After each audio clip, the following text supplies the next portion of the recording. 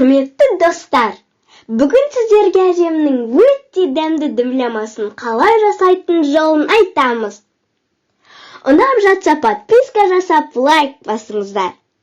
Сұйық май 50 грамм, қойдың құйрық майы 300 грамм, қойдың еті 1 килограмм, жуа 2 дана, тәтті бұрыш 2 дана, картоп 1 килограмм, қара бұрыш 5-6 дана, тұз 1 ас қасық, 1 дана лавр жапырағы.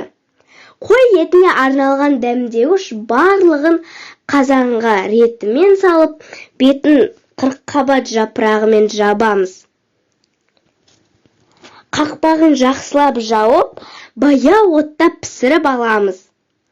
Ұнап жатса подписка, қоңырау, лайк басыңыздар.